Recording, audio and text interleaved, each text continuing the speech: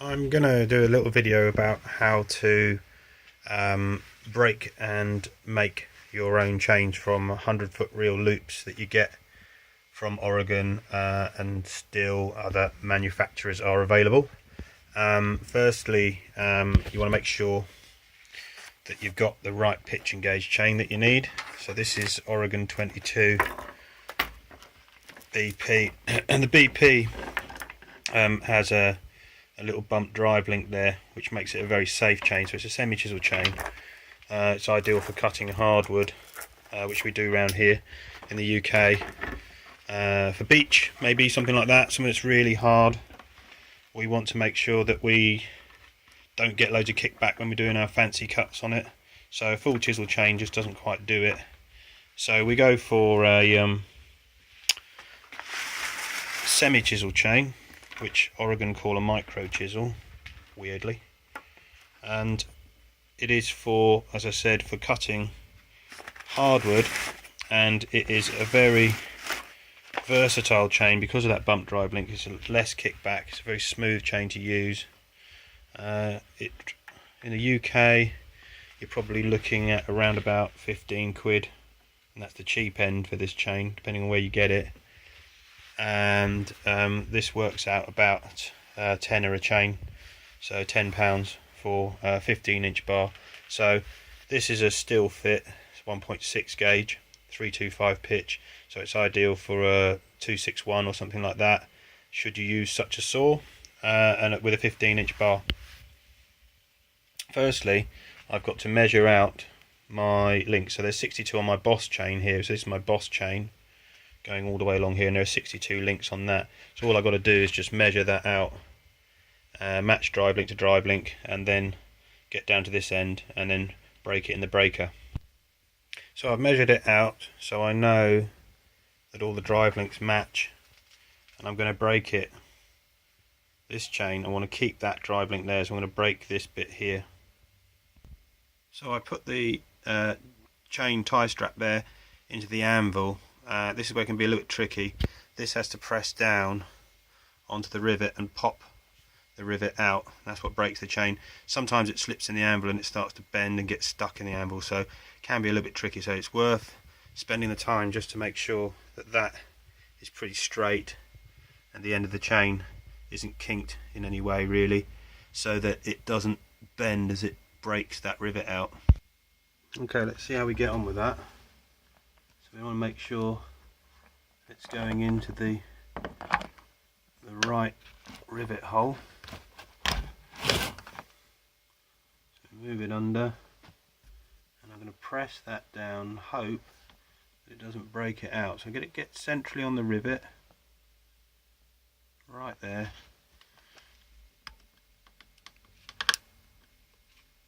Gentle press. See, that's how it's got stuck in the rivet. We'll try the other one, maybe that'll straighten it out a bit. That's one.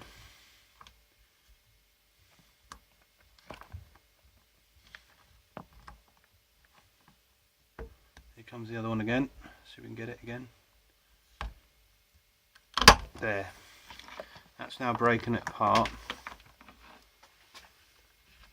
Now we take it over and measure it up again, just to make sure we've broken it at the right place. Right, that seems to match. So we've got that. And now all we've got to do is we've got to make the chain. In the kit you get a preset tie strap and a tie strap, and they need a bit of lubrication, so I dip them in red fluid grease. So that's had a bit of red fluid grease on it, and now I'm going to put the tie strap on it.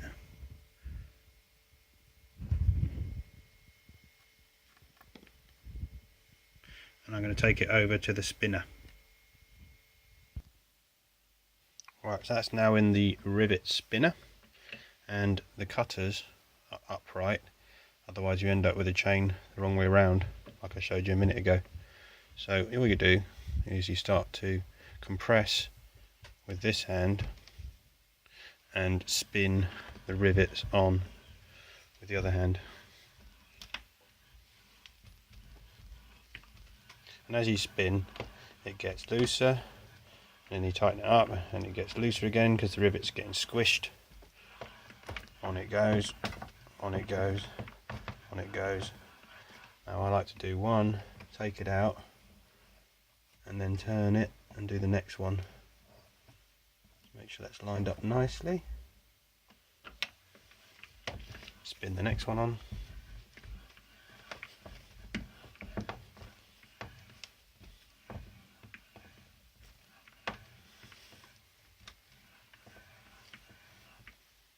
This should be oiled, which I do occasionally. Just oil it through here and here, and that keeps it nice and smooth as it spins that rivet on.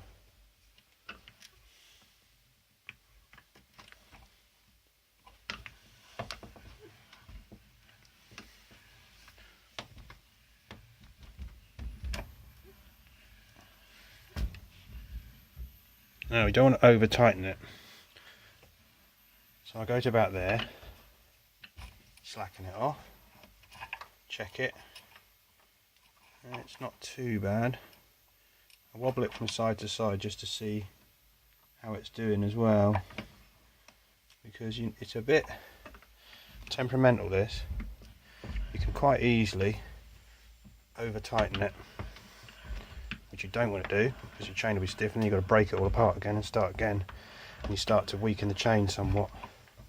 So you need to be quite careful that you don't over tighten them. So just put that on again.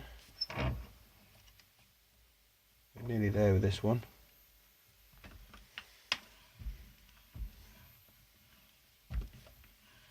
That'll probably do it. There. Wobble it from side to side and make sure that it hasn't got too much play, and then wobble it up and down and see how you got on with it.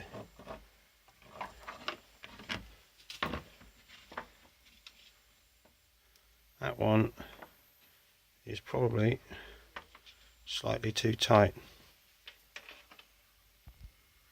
So as it happens, I've just got away with that. I thought it was too tight, but it's not too bad. Just put that on the deck and see how it gets on. See, that's moving nicely, and that one's moving as well.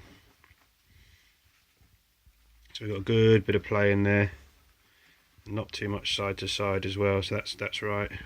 It's just on the limit of being too tight, but it's not. It's fine. Okay, so the last thing we need to do is stick it in the box.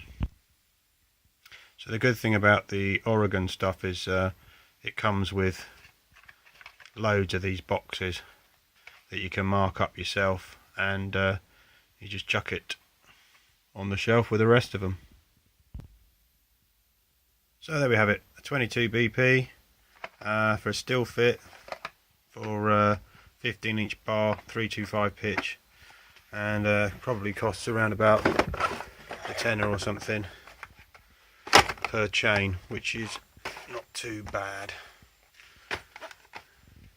So that's as easy as it can be. It can go incredibly wrong as well, but it can be a bit of a pain, but it's not too bad when it goes right.